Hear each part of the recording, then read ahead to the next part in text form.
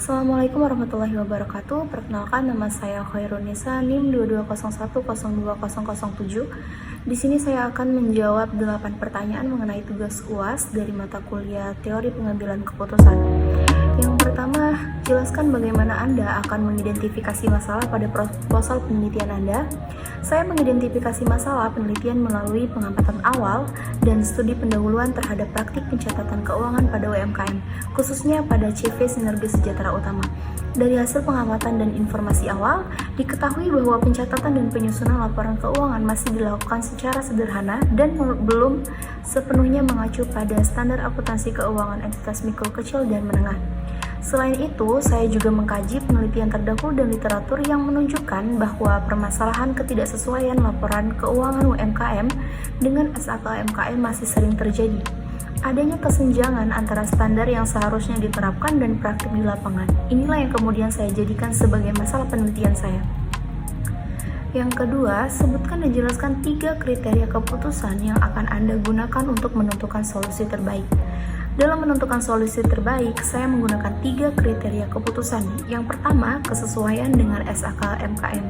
Solusi yang dipilih harus mampu membantu penyusunan laporan keuangan agar sesuai dengan ketentuan yang ada pada SAK MKM, baik dari sisi laporan posisi keuangan, laba rugi, dan catatan atas laporan keuangan. Yang kedua, kemudahan penerapan bagi UMKM. Solusi harus realistis dan mudah diterapkan oleh CV Sinergi Sejahtera Utama, mengingat keterbatasan sumber daya manusia dan pemahaman akuntansi. Yang ketiga, manfaat jangka panjang. Solusi yang dipilih harus memberikan manfaat berkelanjutan seperti membantu pemilik usaha dalam pengambilan keputusan dan meningkatkan kualitas informasi keuangan usaha.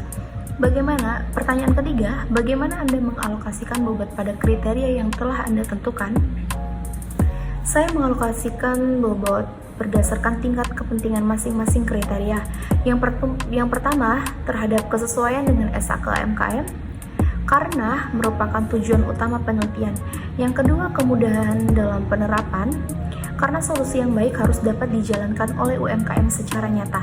Dan yang ketiga, manfaat jangka panjang, karena meskipun penting, manfaat tersebut akan tercapai jika 2 kriteria sebelumnya sudah terpenuhi.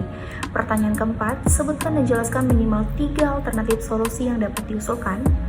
Alternatif solusi yang saya usulkan, yang pertama, menyusun laporan keuangan CV Sinergi sesuai dengan SAK AMKM.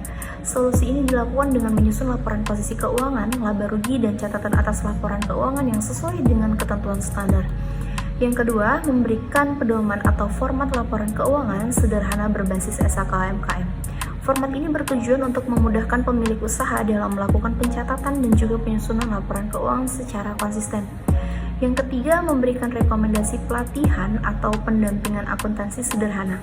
Pelatihan ini ditunjukkan untuk meningkatkan pemahaman pemilik atau pengelola usaha mengenai pentingnya laporan keuangan dengan penerapan SAK MKM.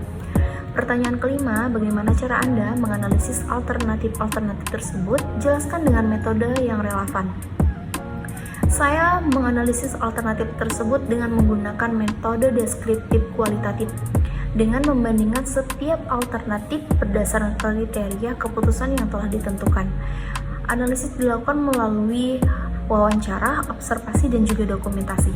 Yang keenam, berdasarkan hasil analisis, bagaimana Anda menentukan alternatif terbaik? Coba jelaskan. Alternatif terbaik ditentukan dengan melihat alternatif yang paling memenuhi seluruh kriteria keputusan.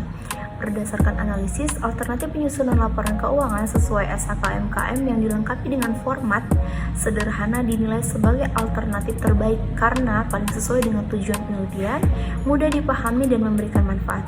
Pertanyaan ketujuh, jelaskan rencana penerapan alternatif yang telah dipilih. Rencana penerapan alternatif dilakukan dengan langkah-langkah sebagai berikut. Yang pertama, mengidentifikasi laporan keuangan yang saat ini disusun oleh CV Sinergi Sejahtera Utama. Yang kedua, menyesuaikan laporan tersebut dengan struktur dan ketentuan SAK MKM. Yang ketiga, menyusun laporan posisi keuangan, laba rugi, dan catatan atas laporan keuangan. Yang keempat, memberikan penjelasan sederhana kepada pemilik usaha terkait laporan yang telah disusun. Pertanyaan terakhir, sebutkan langkah-langkah untuk mengevaluasi efektivitas keputusan yang telah diambil.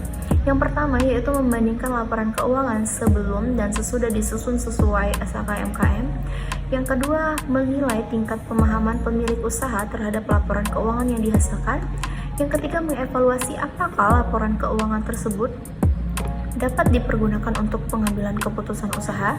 Dan yang keempat, melakukan konfirmasi ulang kepada pemilik usaha atau member check untuk memastikan solusi benar-benar bermanfaat. Baiklah, mungkin itu saja yang dapat saya sampaikan. Saya akhiri, wabillahi taufiq wal hidayah. Wassalamualaikum warahmatullahi wabarakatuh. Terima kasih.